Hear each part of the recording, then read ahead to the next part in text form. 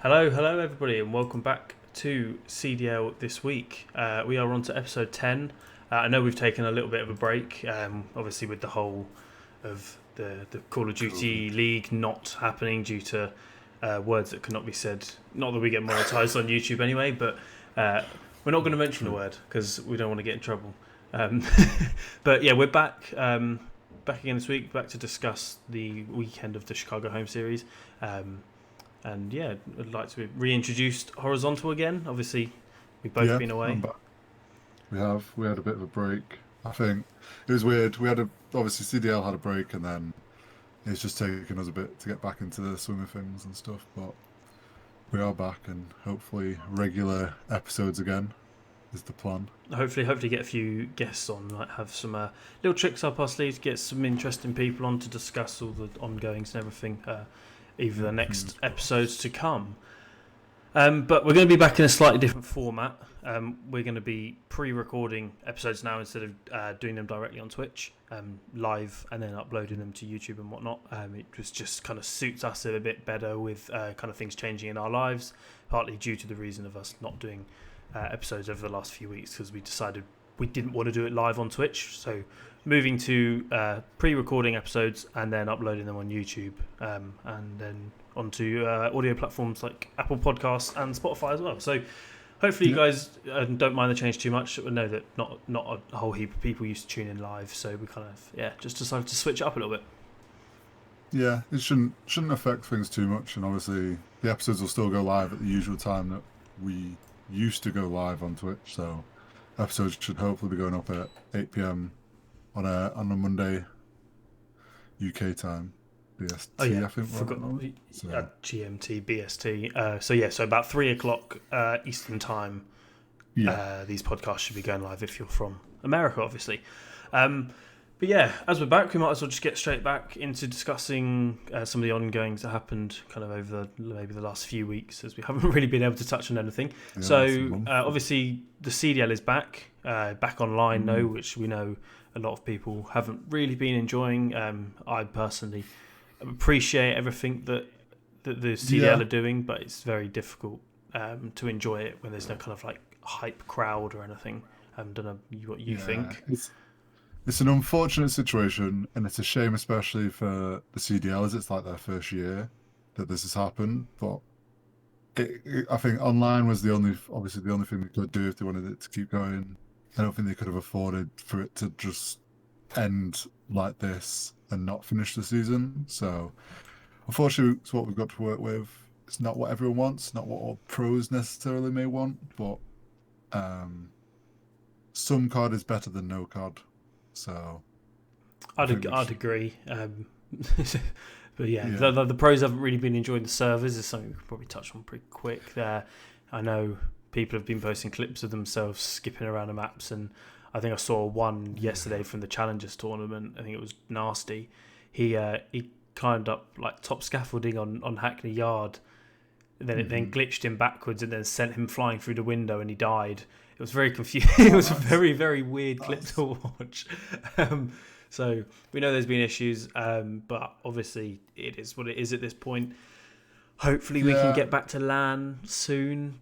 Whether they do I like LAN environments, just no. Obviously when things start to clear up, I wonder if they'll take the players to LAN and just have no crowds potentially, because it does make it more maybe of a level playing field. But I don't think that's going to be for a while, even if they looked into doing that. To be honest. yeah. I think we'd be lucky if we get back onto LAN. Maybe for champs, if they're lucky, they'll try and get it to a LAN setting for champs at least. But I have a feeling the rest of this year is probably going to be done online, unfortunately.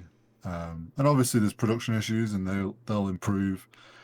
And it's kind of tough for those guys because they were just getting used to it on LAN and Yeah. how that production setup was, and then suddenly they're chucked into their own homes and have to try Mm. and do it that Yeah, way. not ideal for them. Servers, yeah, I think we've all seen what the pros have got to say about the servers, and COD, they're trying. They added more servers this week, and hopefully they try and add some more and improve it again. But there's only so much you can do on the server front, really, especially with players all over the place.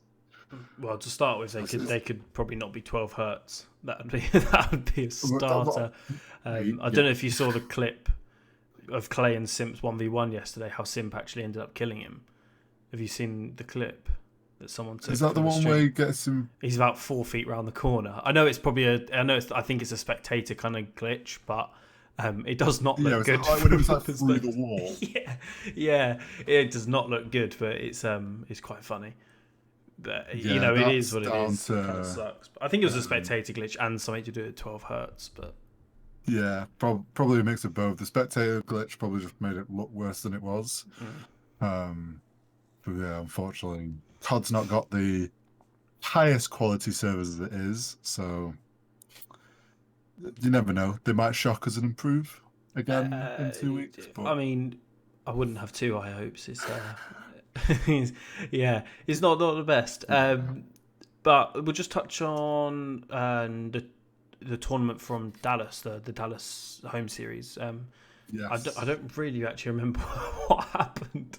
Let me pull up. I know there was Google Drive. Seattle had a lot of server issues, and it was because it was the first one. Like production, obviously, was a bit rough. Yes. And on that side of things, it was interesting because some teams didn't do as well as you expected on LAN. Obviously, Dallas in their semi-final got beat by Rocker. Yeah, but Rocker are a good team. Rocker lost to Mutinies, which is like what?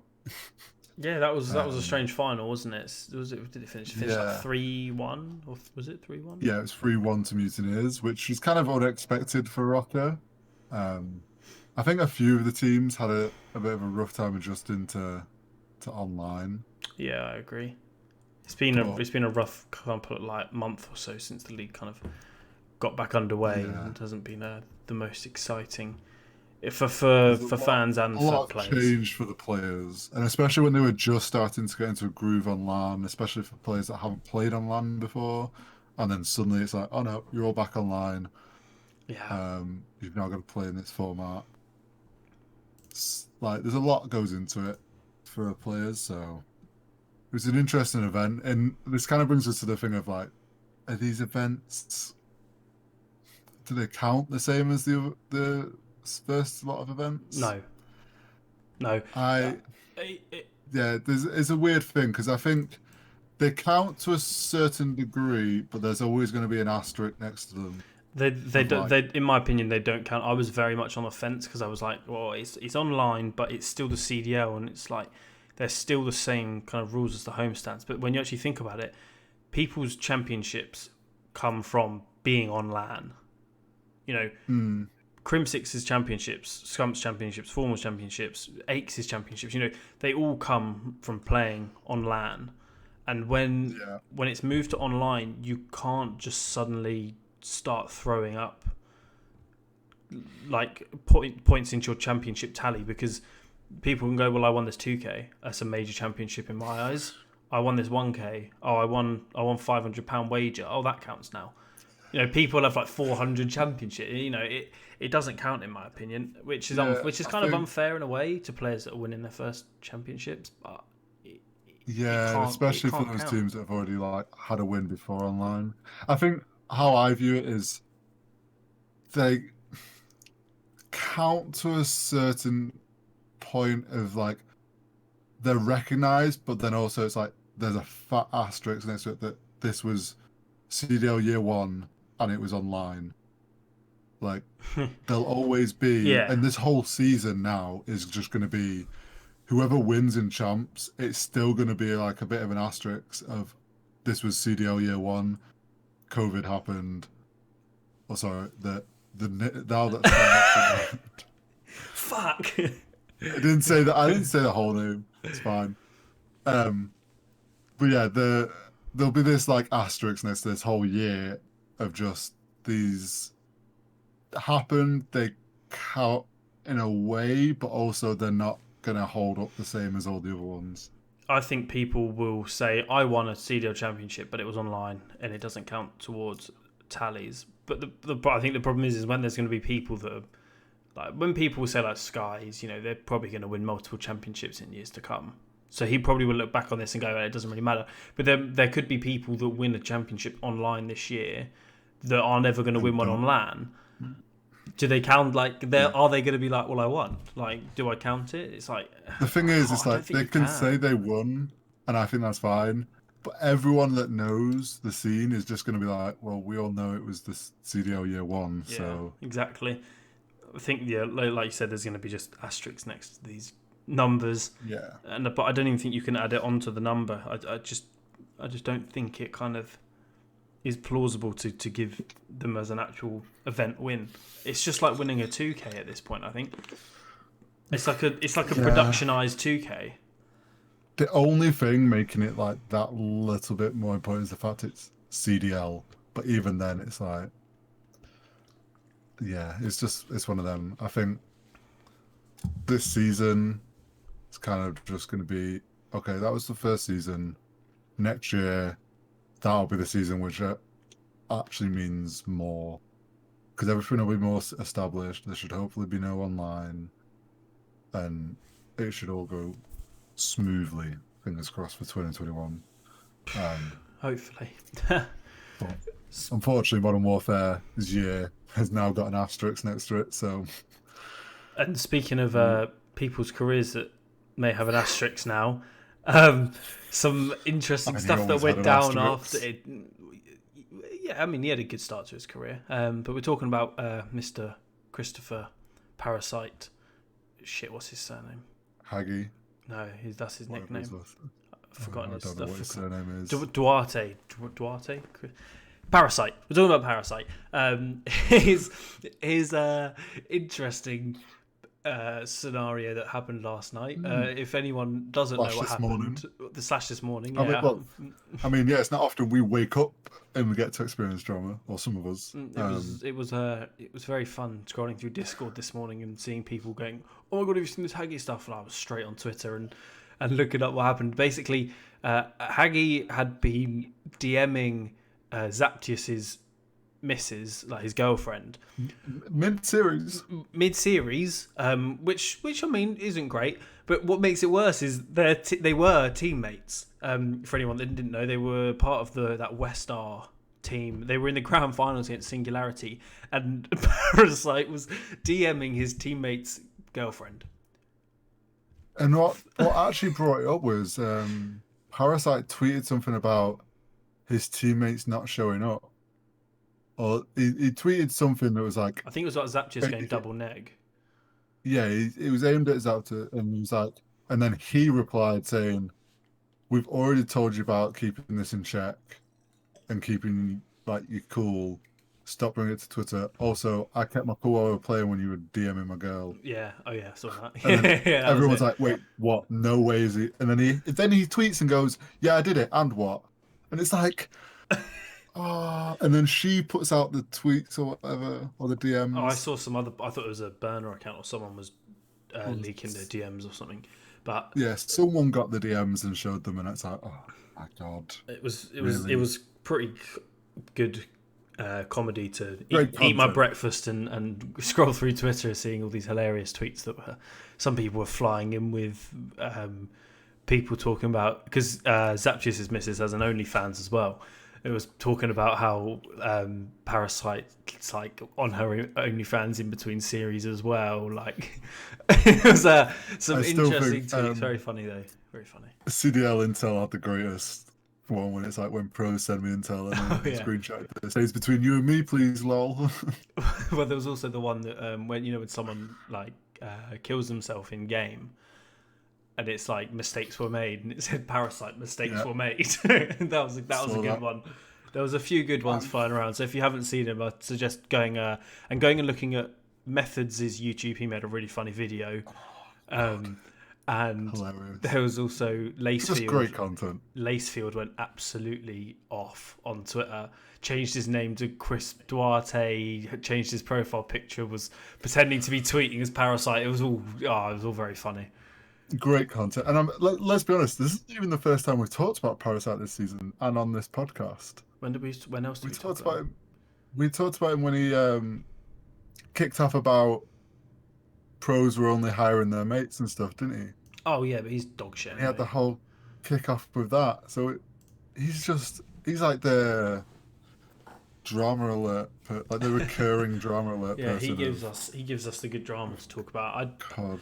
He's past it in my opinion. He's not a pro. He's ruined his career again by being a rager. If this hasn't put the nail in the coffin of him getting on like a CDL pro team, then I don't know. If someone actually picks him up, I'll be surprised. There's too many good young talented players now. He got blessed last year by getting on that Yeah, midnight team when there was players better than him that weren't in the league. Like God RX, did God RX? No, he did end up in the league last year, didn't he? But there was much better players that deserved to be in the league last year than him. But it is what it is. he's burnt too many bridges now, unfortunately. But Although there was one thing I was surprised I didn't see. You know that reply people send out is of the guy hitting like Doge, the Doge dog with a bat, and it goes boink, go to horny jail. Have you ever seen that? no. Have you never seen that? But, You need to Google no, go to horny jail. It's very right. funny. But I'm surprised no one tweeted like in reply to any tweets being like boink, go to horny jail. Oh dear. Oh yeah. Yeah. It's Oh, very funny. no. But that gives us a good little comedic value to this podcast. So Yeah. don't go and send Haggy any like hate or anything if anyone's watching this. It's not like anything to do with us. It's just something we decided to touch on. It was quite a funny thing to wake up to this morning. So Yeah. Bit of comedy after some of the negativity of the weekend from some people. It just COD brings the best. Always brings the best. COD Twitter, COD beef. It just reigns supreme. Fucking no other esport you can have some guy DMing his teammates girl mid-series. Like, fuck me. Too funny. Anyway, we'll move on. We'll move on to kind of more what this podcast is about. Is kind of delving into the weekend that just happened. Obviously, the Chicago Homestand. To kind of breaking down the games a little bit, discussing kind of who we thought was a good player, who needs to maybe be dropped from their teams. I know I've definitely got someone in mind who definitely isn't cutting it, in my opinion. But we'll start off. I don't have anything open up on my computer right now because I'm really unprepared. I have the schedule of the weekend Thank open. God for that. I'm getting it open right now. First game was Atlanta versus London. No, I do remember that. It was a swift 3-0. Although it was a 3-0, it wasn't the easiest 3-0. It was very close. It was the best series. It was probably the best series of the weekend. Possibly, even though it was a quite 3-0, possibly. it was a really good series. I mean, 'Cause Atlanta. the hard point. Yeah, go on. Go on. No, you go. So the hard point was 250 to 234. So that was close. And I think it came down to like one hill that kind of just pushed it in Atlanta's favour. The search and destroy was 6-5. And then the domination was 166 to 149. I think London had a lead in the domination as well, which makes it even worse. And, oh yeah, that was the thing. London had the lead, didn't they? They had 2 hills and then the beautiful domination spawns. Oh yeah, it was the spawns, wasn't it? That was the clip that went round of where London has 2 flags on Hackney Yard. I think it's C and B. They had C and B. There was 2 players of the Atlanta team on A flag, literally on the police cars by the fence. Yeah, I think there was 3 of them, and then 2 players spawned. No, there was 2, and then there was one guy hitting B. 2 were already dead, and then the 2 guys just spawned on C flag. And why? So stupid. I know we've talked about the spawns and how bad, but like, there's gotta. I just don't understand what the logic is there from the game. It's got to be something due to the fact that all the London players were on B side. Like, they were. But then they should be spawning at green. They shouldn't be spawning over on the enemy's flag. Oh, but they should be spawning on their teammates. They shouldn't. If their teammates were maybe pushed up to mid-map and had a bit of mid-map control, maybe a few London players were dead and they were pushing up towards like P3, then maybe I could understand they spawn at C flag. They've got no one over at their home flag. But if you have a player in your own spawn, you should be spawning on your own team. Yeah. Like, it was that's the only way spawn should work. For London. because that cost them the domination, Mm-hmm. and it was already like it'd been a close series, so that could have potentially gone to a game 5. But yeah, unfortunately for London, they lost 3-0. But Mm-hmm. they definitely put up a fight. In the Search and Destroy, they were up 4-2 as well, where London lost 6-5. So, little bit of a kind of, I don't want to say choke because it's not a choke, but they had the advantage, and I don't actually know who had a good map from. I mean, Abizi 13-9. I need to talk about Abizi's engagements though. First Bloods to First Blooded. Oh my god! I'm just pulling it up here. I think he got First Blooded 16 times this weekend. Hold on, sorry, it's just taking 17 times he got First Blooded, and he got 10 First Bloods. So he had 27 engagements in the first engagements out of 50 rounds. So over half of them was him entering. He was involved in. And then the casters had the audacity to say about Abizi don't get First Blooded. It's like the man literally runs in, gets killed, but they trade because he is the most selfless player in the league, and I think he's one of the best players in the league. The whole thing of being an entry is you are prepared to die, and you just got to hope that your teammate's there to back up and get the trade. That's what entry does. You try and get a trade, even if it means you die first. Yep, pretty much. And I don't know why. So, I mean, Abizi's doing a great job as entry, and I think that stat shows that. Mate, he's unbelievable. He's such a good player. People don't appreciate him because he doesn't put up 1.3s most of the time like Simp and Celium. But I think he's the most integral part to that team. If they don't have someone flying in front of them, Simp wouldn't drop 50 without Abizi, in my opinion. Exactly, and the fact that he wins 10 of those 27 entry engagements is huge as well. Like, he's almost winning as many as his loot. Like, he's almost on a 50-50 win-loss with his entries,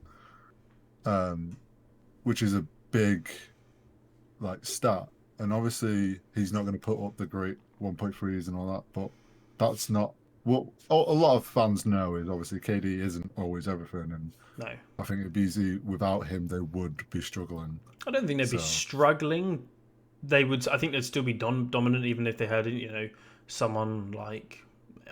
I mean, you could say Envoy, but that would probably make the team as good. But I don't know. Say like another entry player. I reckon even if they had someone like fucking Spart on their team, I still think that team would be good because they all have their roles and they all know what they're doing. So and when you have such a good entry like Abizi, and even then someone like Priester who's really selfless as well, just creates so much space for Celium, Major Maniac, and Simp. That's why they're so good. They're so good because of Abizi, in my opinion. Obviously, they have superstars as well, but when you have someone like Abizi, it just benefits you so much. They've got a good, cohesive team that works. Yeah, really 100%. And they've got good coaches as well, so that always helps. Good coaching unit. Next match was the LA Gorillas versus Surge. It was first match. Surge 3-0'd. Yeah, first map was pretty close, 250-248. You say pretty close. It's 1 point off as close as you can get. It was an interesting one. I like watching Ramar's Hardpoint. I really enjoy watching it. I know the pros don't really like playing it to a degree, but it's actually probably one of the most fun to watch because I feel like all hills can be quite easily contested, if you know what I mean. Most of the hills you don't really tend to get one money hill, whereas on the other maps I really feel like you can, like P5 on say Gun Runner, P2 on Hackney, St Petro. I mean, kind of that P4 on Petro is horrible. It's actually quite a balanced map in that sense. It is actually. It does. There's been I wonder what the stat is of how many of the Ramaza hardpoints have been super close. I could find it. I know there's a guy who keeps tabs of all the maps, and I bet you'd find that that's probably the map that's always had the closest hardpoints or something. I know there's especially No, I think Hackney is probably. Oh, maybe yeah. There's been some real close ones. Those two maps especially have had some of those series which we remember as being like so close. So no surprise. But yeah, close hard point. Search and Destroy, 6-3 to Seattle. Yeah, it wasn't that close. I mean, it was a pretty considering the Gorillas are a really good search team. I was really surprised that Seattle actually won this, especially 6-3. If this went like 6-5 and they clutched up, then it would kind of be like, oh, like good. But this was even better from Seattle. I thought they looked really good in search this weekend. Apathy looks to be kind of getting back to his kind of slaying level since his kids. Slack had the most average kills, I think, in S&D this weekend. He was looking really good as well. So yeah, Seattle's definitely been looking better this weekend. And then the domination 172-132. Yeah, that was a blowout. So not really too much to dwell on with that series. And same with the next one. This was a really boring series in my opinion. Actually, it wasn't like awful. The domination was close, but everything else was just like you just expected Dallas to win. Optic. I mean, I don't think anyone really expected Optic to win against Dallas. No. I think if anything, the biggest surprise from it was the Search and Destroy. Yeah, I mean, Optic are a good Search and Destroy team. Yeah, I don't disagree. I think what everyone expects though is that Dallas is the online team. They are the Search and Destroy. I guess people kind of expected Dallas to win that a lot closer at least. But Optic just 6-1 them on Search and Destroy. I think that was the surprise, that it was so one-sided. Yeah, I guess if it was closer, like with the Seattle one, if it was close and not Optic kind of clutched up, you'd kind of be like, yeah, that was a good map. But this was, that was impressive from Optic, and that they just played really quick. Just got up in Dallas's face. And I just don't think they expected it. But yeah, not really too much to touch on with that series. That was a pretty convincing one. Next series was New York versus Chicago. Was close as a 3-2. It was an upset. I think from a very outsider perspective, I had some intel that, as well as I know the casters had, that New York had got really good. I didn't expect them to be kind of this good, especially in that first map. I think Attach went like 35-18 or something absurd. They won 250-135, won a round 11 Search and Destroy, and then was this the... No, this wasn't the map I'm thinking of. But yeah, the domination was again really close, 150-156. And then Optic, fucking hell. Chicago managed to send it to game 5. Then Subliners clutched up after. And then after this, I think Temp tweeted out saying, "Don't play me on Ramaza, ever." It was like on any mode, "Don't play me on Ramaza." So, and then I believe the next day, New York smoked someone on Ramaza. So. Yeah, he kind of stuck by his word, didn't he? His tweet stands. Yeah. Yeah, I think Chicago, they held out, but New York just came out a lot stronger than I think Chicago and anyone else kind of expected them to come out this strong. Mac looked quite good to me as well. I thought Mac looked like quite a good player. Definitely got some stuff to learn, but I think, was it in one of this? Oh no, it was in the next series. Then when they played later, he dropped like 45 and 30. I think he went. He was absolutely frying. Yeah, something big. He's a good player. Definitely looks to have changed that team. Starting to look more like, I suppose, the team we kind of expected them to be at the start. They had a bit of a rough start to the season. Definitely. They seem to be finding their footing a bit now, which is nice to see, because there's some great players on their team that should be playing better, so... Agreed. It's good to see them contesting now against some of the big dogs.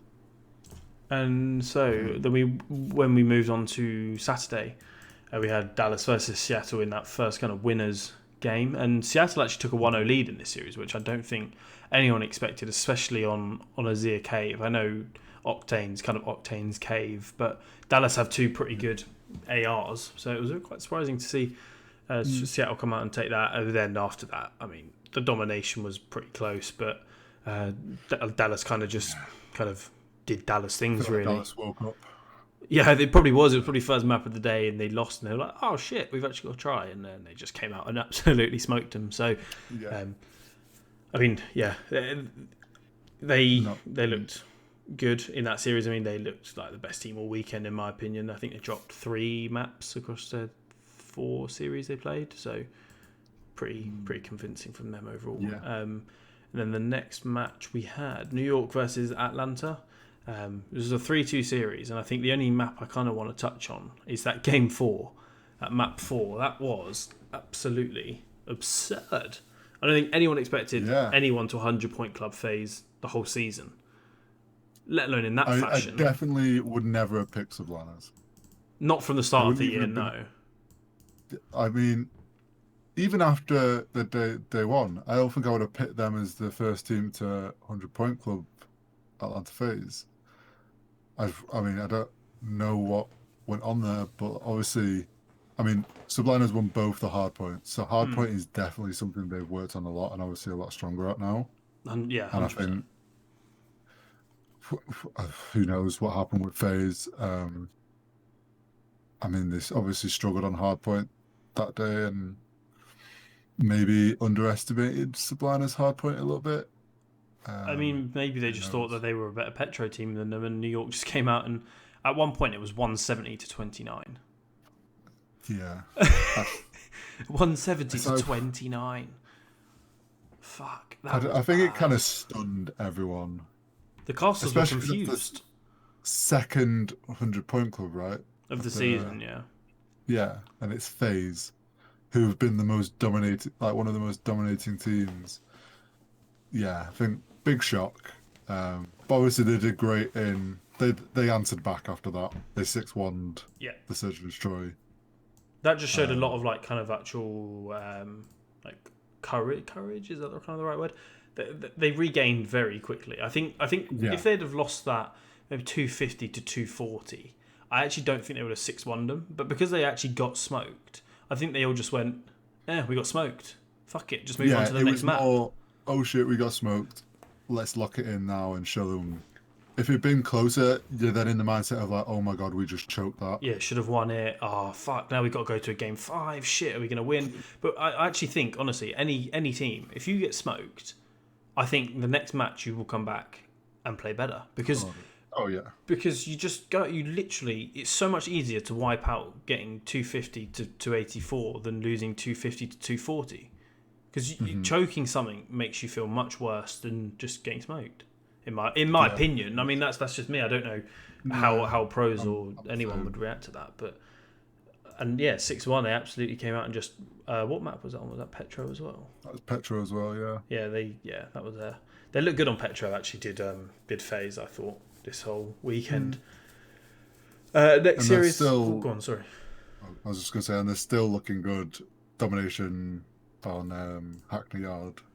Yeah, that second round, didn't they? They held a 2-cap the whole time. That was unbelievable. So, that A side. And then next match we had the Battle of the LA. I actually had Optic winning this 3-0. That went well. Oh, okay. They actually just got blown out. In all the matches were a bit of a blowout. I mean, the first one 250, 227. It was never really kind of that close. 6-1 in the domination, in the search and destroy.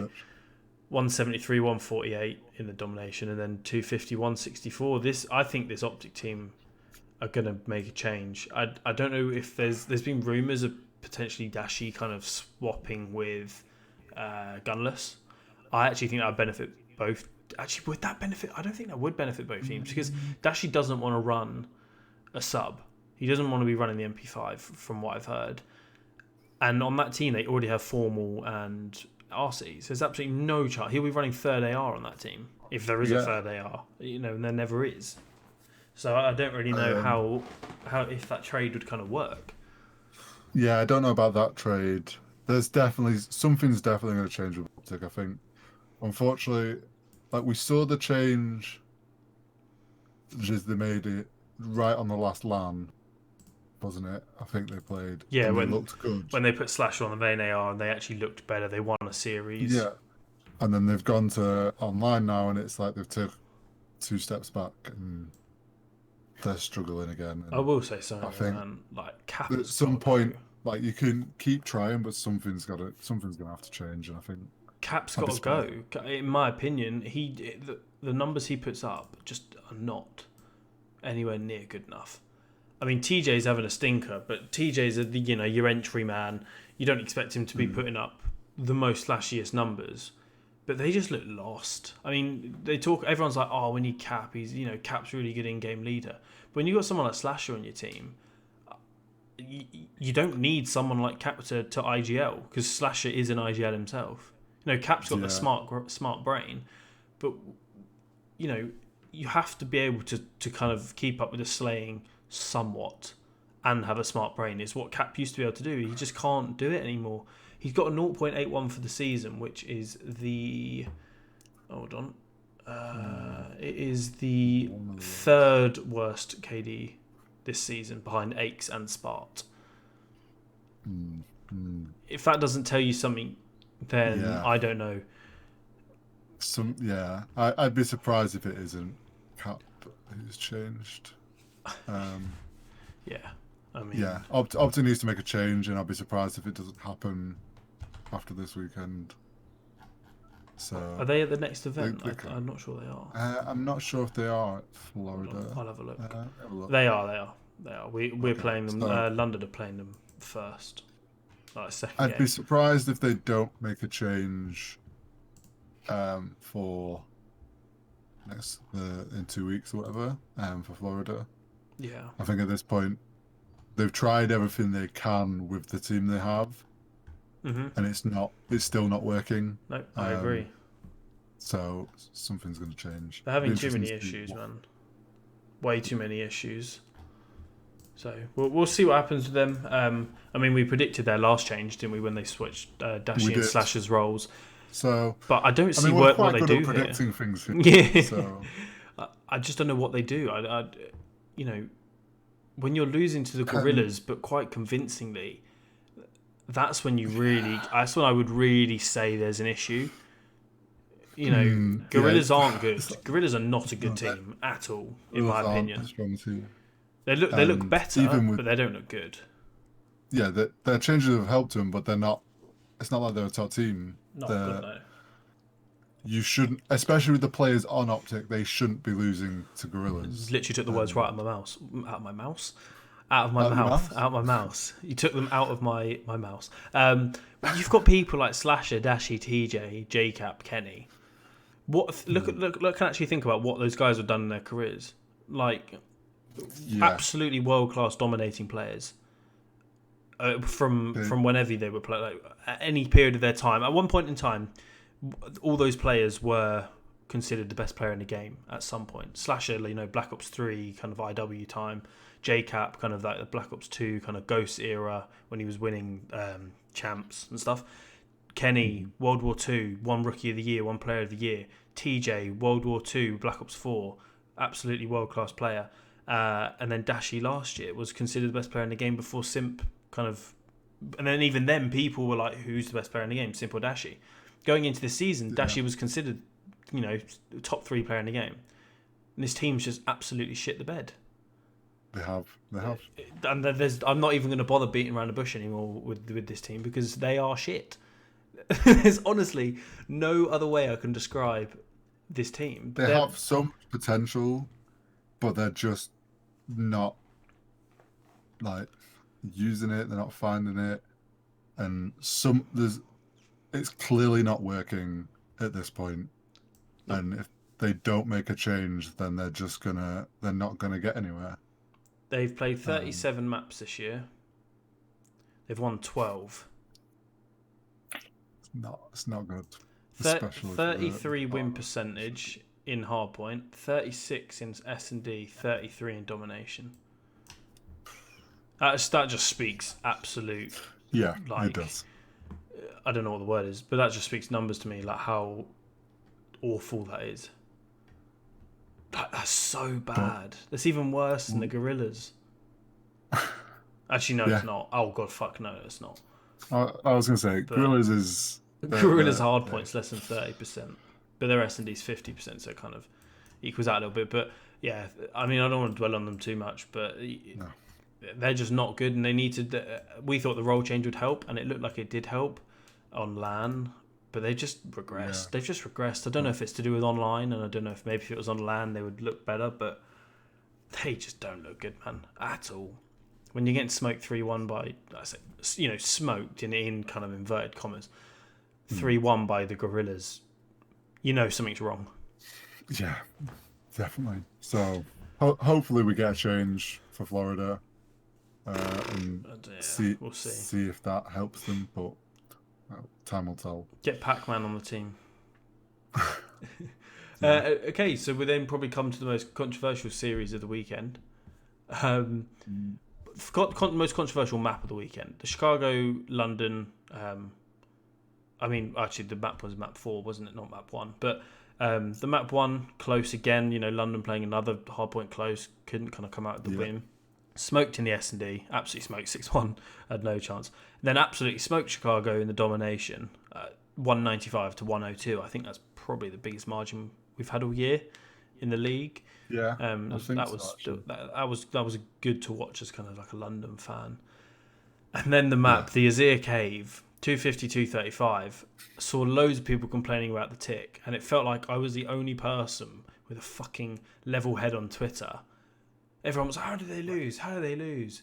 If you actually watch Modern Warfare, the timer starts at 59 seconds on every hard point. And I explained this to like 2 or 3 people on Twitter. It's like, it starts on 59 seconds. So there's a tick when it hits 0. That's all it is. It's the same as the domination tick thing when we had the tide, but it wasn't a tie. There is always a tick on 0, like just after 0. Mm-hmm. But it just felt like no one realised. I guess I know it wasn't London's fault. I believe they obviously didn't think the tick was going to come through, regardless of it being on 0 seconds. I think they thought they had just contested long enough for that tick, for it to be, say they were on like 249.9. I think that's where they obviously thought it was, and it literally must have been on that last millisecond that the tick came through. Because I was unsure. I know the rules. Like, clearly people don't, and I didn't know if it was going to come through. And when it came through, I was like, oh, well, yeah, that makes sense. Like, you've got to remember, like, they're doing that, like the maths of how many ticks are left and points it'll make, and on the fly while they're playing it, and all it needs is one of them to just look, and it happened to change like 1 second or something, and they're like, okay, I think we've done it. We've contested long enough. They start to rotate off, and then it's only at the last seconds they're like, "Oh wait, no." Yeah. Oh no, I'm definitely not blaming London at all. Yeah. They thought they had contested long enough, but the tick came through. I'm more having a go at the people on Twitter because people didn't understand. I'm going to find the tweet. I replied to Dylan's tweet. There was a lot about, and it got quite a lot of interactions because people were like, there was a bit of controversy about it, and it's unfortunate that that's the way that series ended, on that sort of a note, but it's unfortunately one of those things of Modern Warfare that is how it's been built, and obviously a lot of people don't quite understand it. Rarely happens, probably, and the chances of that happening in a game for just general people as well is slim, so just unfortunate, really. But so my tweet, I said in reply to Dylan, he's actually deleted his tweet now, but I said it sucks, but the hill timer starts at 59 seconds, so the 60th second is when the timer is on 0. Shit coding, but it is what it is. Yeah, it's exactly that. It's just, unfortunately, that's how the game's been coded and set up, and a lot of people probably haven't clicked on it, and especially viewers who maybe don't, like, they'll play COD just as is and haven't experienced a situation where that might matter. Yeah. Well, I know Scraps definitely has. The World War II, when they had that tie on Ardennes Forest. I don't know if you remember that. Grand finals at CDL Anaheim. 226 to 226. I'll send you the clip later. You've got to see that. I've probably seen funny. it. I just might not be able to remember. It's very funny because Scraps like jumps out of his chair. He's celebrating, and then he looks at the screen. It says tie, and he's got like his hands on his head, and he's like, "Oh, it's very funny." No, I have seen that. Yeah. I have seen that. You've probably seen that the meme or something. Yeah, it's very funny. Yeah. And then next series, moving on, we had the Gorillas versus Seattle. Free points for Seattle here, as they like to say. It wasn't too free. I mean, a couple of the maps were a bit of a blowout. 250, 103 on Ramaza. So making that point about it, Ramaza's usually close. That one was a bit of a blowout. Yeah. Pretty close search this time though, 6-4 to Seattle, and then Gorillas won the domination pretty convincing, very convincingly for domination, 170, 133. Yeah. And then Seattle clutched up map 4, 250, 223 on Petro, setting them up for a semi-final against Dallas on the Sunday. Yeah, and I feel Seattle's kind of showed this weekend they're starting to look like a stronger team, like we've been saying for weeks, where like the rest of the team just needed to step up a bit more for like alongside Octane. Yeah, and I think these results, like they've got themselves to a semi-final, and it shows that they're making improvements. And the only issue is though, the only team they've been all year is Gorillas. Yeah. So you can read into it.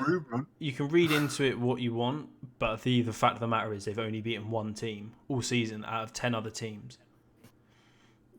There's some. They're improving. I can definitely tell that they're improving.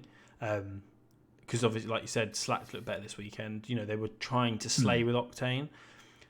I think it's just, I don't know if it's maybe in their heads now that the only team they can beat is Gorillas, but I hopefully get to see them improve because I do like this team. I like the players on the team. Pardon me. And I think they'll do better. I don't think they'll ever be a top 4 team, but I think they could really kind of rival, your subliners. Actually, could they? I don't know, because I feel like the league actually now is starting to shift a bit, to spread out a little bit more. I mean, to actually compact a little bit more. Because I feel like there's definitely 5 teams, you would have in your top 5. Yeah, there's a lot more teams now actually starting to look strong, so which is great because it now adds a bit more uncertainty on those matches and stuff. But yeah, I think Seattle, if they keep improving, they can maybe get themselves like middle of the ground. Yeah, they could probably contest to be like a top 6 team. I mean, they could. You never know. They could become a top 4 team. Just at the moment, I just can't see it. Really, because I mean, if Minnesota aren't even a top 4-5 team in my opinion, a top 4 team in my opinion, then I mean they definitely could be Rocker. I mean, you would probably see it at the next event.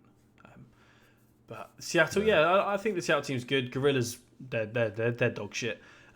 Simple as the only team they're better than is Optic, and Optic are dreadful. That's not saying a lot. No, it doesn't say a lot. I do think LA need to get rid of Spart, and they should really try and bring in one of these, maybe in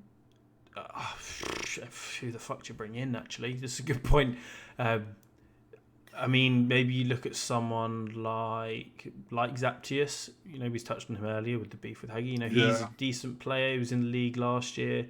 I mean, do you try and go after one of Toronto's players? Maybe. Maybe someone like Brack or maybe Looney. Looney can bring you that kind of IGL kind of player, can slay to a decent degree, maybe give you 0.9, 1 KD. They've got to do something. I think Vivid's starting to adjust. He looked quite good this weekend. I think he had like a 0.94 or something for the weekend. He's looking a lot better. Blast is, Blast, Decimate and Aqua are kind of, your kind of middle of the pack players. But I really feel like they need someone to kind of guide them. I don't think they have a guide at the moment.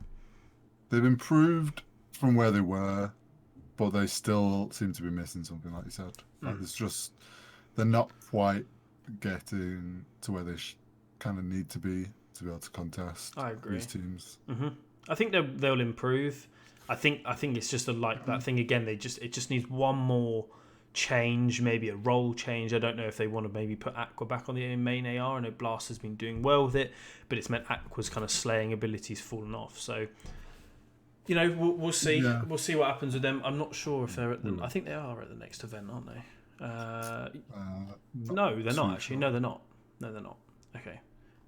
So they've got a bit of time to kind of go over, adjust. Do they want to make any changes? Maybe roster changes. Probably some role changes need to be adjusted.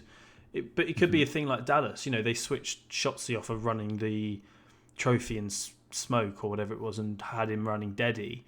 And look at where he is now. He's one of the best players in the game, regardless of whether it's online or LAN. He won MVP when they won the LAN tournament. So people talk about being an onliner. Yeah, he probably is a bit of an onliner, but he's also was looking quite good on LAN. So maybe it's just literally a changes to someone running smoke or a stun, dead silence, or a trophy.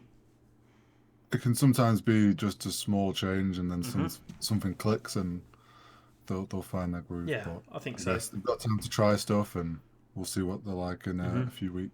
Yeah, definitely. I mean, they're probably going to be scrimming Dallas quite a lot during the time off, because Dallas, I know, they've got like a month off. I think they missed the next 2 events, so they got the whole of May off, I believe. Dallas do. So yeah. And then next up, we had a rematch, our second rematch of the weekend. Yeah, we had Chicago versus New York again. Chicago managing to kind of turn it around, and even though they went down 1-0 in the series, they really clutched up on that map 3. I think they were down by like 12 points or something going into the last minute. Managed to get a 3 cap for the last tick, which ended up there. I think it was 156 to 155 to New York. New York went 4 dead, and Chicago had players on all the flags. They all won their gunfights. Managed to get a 3 cap literally for the last tick, and won 158 to 156. It was pretty mad. That's mad. It was it was pretty nuts. And then kind of blew New York, considering New York absolutely smoked FaZe on Petro the day before. No, earlier on that day, wasn't it? Must have been earlier on in the day. Yeah, it was earlier on in the day. Wow, yeah, and Chicago came out 250, 167. Those last 3 maps look like the kind of old Chicago, but when we get to their series, when we get to their semi-final later, we'll talk about. Definitely did not look like the old Chicago. And then the first semi-final, we had Atlanta FaZe versus Seattle.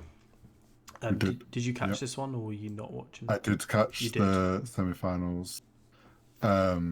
Obviously, FaZe looking a lot stronger, although Seattle contested on the Search and Destroy, which did surprise me, especially when we saw FaZe the day before absolutely destroy on Search and Destroy on St. Petrograd. Yeah, 6-1 against Subliners. Yeah, and then Seattle takes them 6-5. So there's definitely some cracks being found in FaZe now, and teams are finding ways to beat them on some maps. But obviously, FaZe is still strong.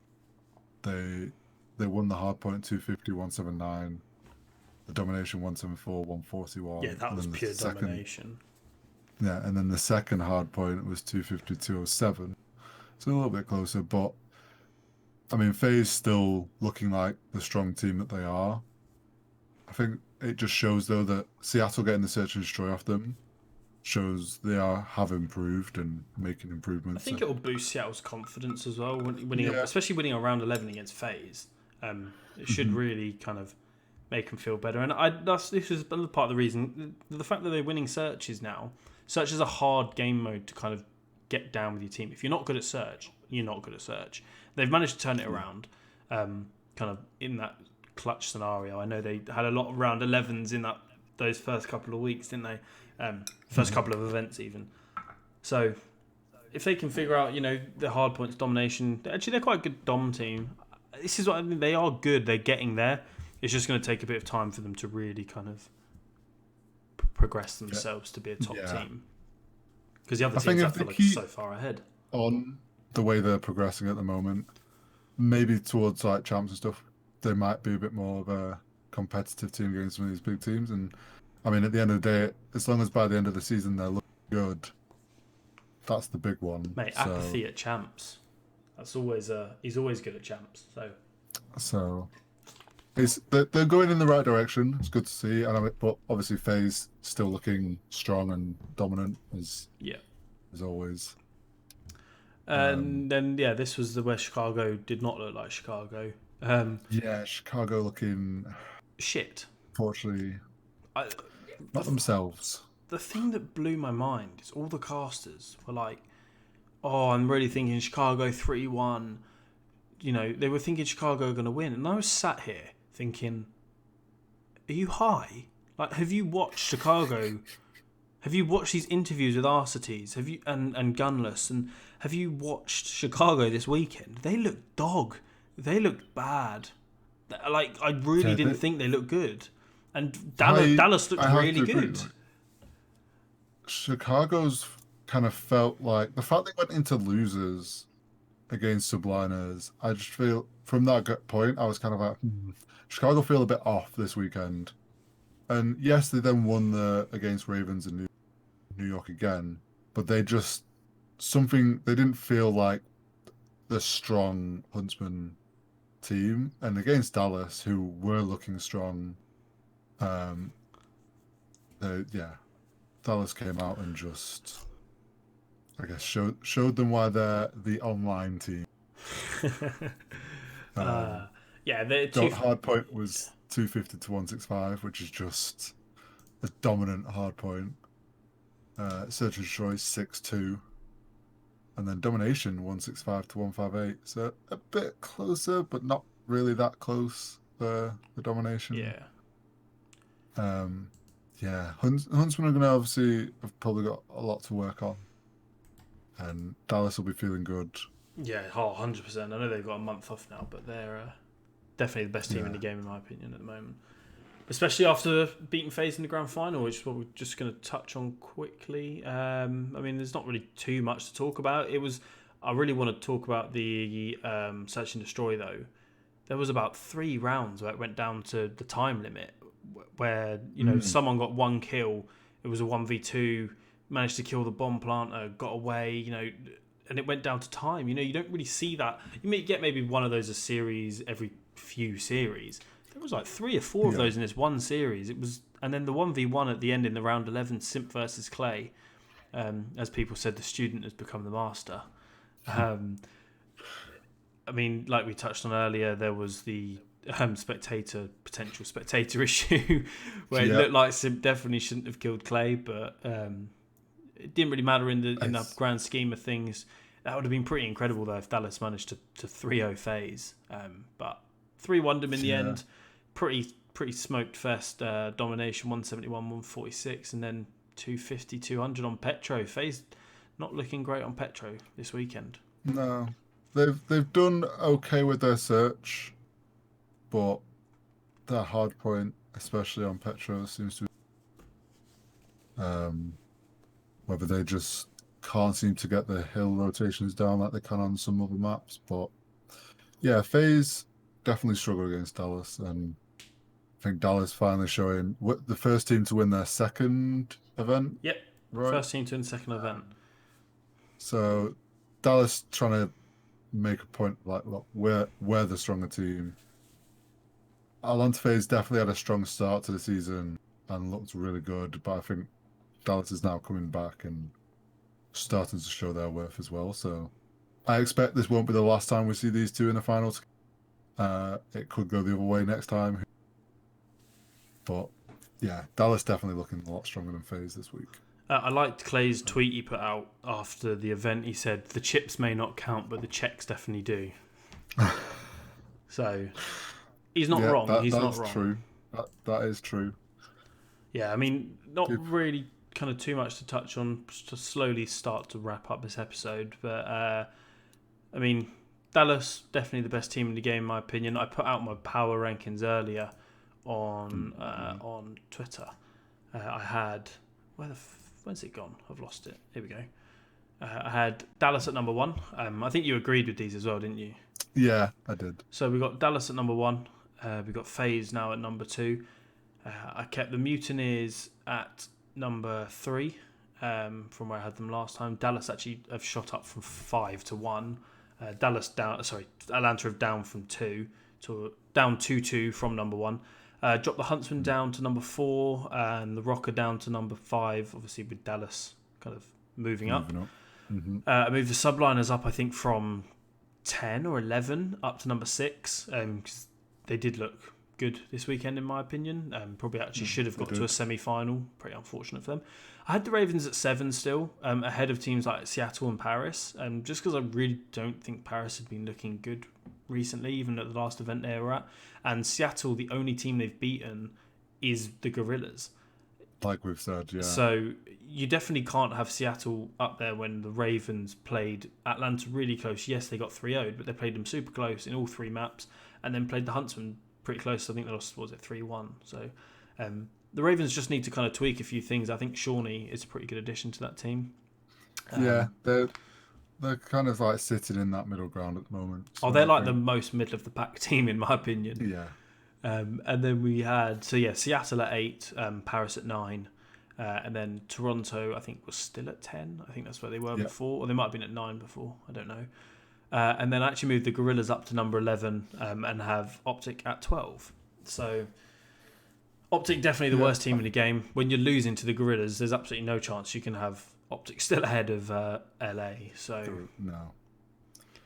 So yeah, and I think even like just from 11 to 10, like that actual skill gap between Toronto and I think LA is actually bigger than it feels. Like I feel like it'd take a lot for LA to even move higher than 11 at the moment. LA, yeah. I mean, they could potentially go above Toronto, but Toronto play at the next event, and I don't believe LA Gorillas do. So yeah, so it'd be interesting to see. It's nice to see though, like we're into the season now, and those first few weeks there wasn't much changes in really, but now it is like it's shifting around a lot more. Like event by event. Yeah, 100%. Teams are starting to improve. Especially like the subliners. They were definitely my biggest improvement from this weekend. They looked strong. And I think they'll come out. I don't know if they're at the next event. I think they are. But they'll come out at the next event, and I think they could, again, surprise a lot of people with how far they could get. I think they could really push semi-finals, even the final, if they work very hard over these next couple of weeks and really try and lock down what they need to do. So, I mean, last final thing we like to touch on, seeing as it's our first episode back, is I'm very happy. I know you're very happy. No more hype battles. Yeah. It's gone. Unfortunate circumstances for it to go, but I suppose that's the biggest positive from online. I think that is the biggest positive of online COD, is there's none of those shitty hype battles. God, they were bad. I just hope that they don't bring it back next year. I hope they see that people don't miss it, and that people actually may be a bit happy that it's gone, and they try something different. Don't do hype battles next year. Those challenges. Put the effort you put into hype battles into challenges. I agree. It would go down so much better. Mm-hmm. Obviously, shame that all that production work that had gone into hype battles for over that'll have gone to waste. Shame to see that happen, and obviously the circumstances of it. But I know me and you are definitely both very happy. Hopefully, because I just think schedules are already struggling with online, and that's to be expected because there's connection issues and things are getting knocked back and delayed over the weekend. Imagine you shoved hype battles in there and then had tech issues with hype battles. It would have been a nightmare. So glad to see it's gone. Definitely. But I think we're going to wrap it up there. How long have we hit? Just over an hour on the episode, so pretty good timing for the first one back. Like I said, hopefully try and get a few guests on over the next coming weeks. We're trying to work with people to try and push our content a little bit more. So thanks for watching, everyone, or listening, whether you're watching this on YouTube, CDL this week on YouTube, or if you're watching this on Spotify, Apple Podcasts. We appreciate every single one of you having a little listen to two little ropey blokes chatting shit about Call of Duty. But obviously now we've switched to pre-recording, so obviously no on Twitch. So every episode we're going live on YouTube at 8 p.m. and then I'm not sure if we'll be putting it up at the same time on podcast stuff. It might go up just a little bit after, but yeah, should be roughly within that hour of 8 to 9 or whatever. Yeah. In the evening. So you can catch those whenever you want. If you want to kind of see us out. Obviously, as we're on YouTube, make sure you subscribe now, as this is going to be like the main place to catch the episode. If you're listening on audio, or found us on audio, hit that follow button. To know when these episodes come out, go follow CDL This Week on Twitter, at CDL This Week. Go follow myself at HZL_G. Maybe one day I'll get the horizontal. And then you can follow Karma at Camallenn. And there'll be tweets for the episodes when they go live and stuff. Yeah. So and our ads are on the screen. Our ads are on the screen here if you're watching this on YouTube, and so is the CDL This Week Twitter. So at the bottom of the screen. But yeah, thanks for tuning in, guys, and we will. Hopefully catch you next week. We should have another episode. We should be getting back into this. So should be back on track. Yes, definitely. So we will catch you guys next week. Thanks for watching, guys. Cheers. Cheers.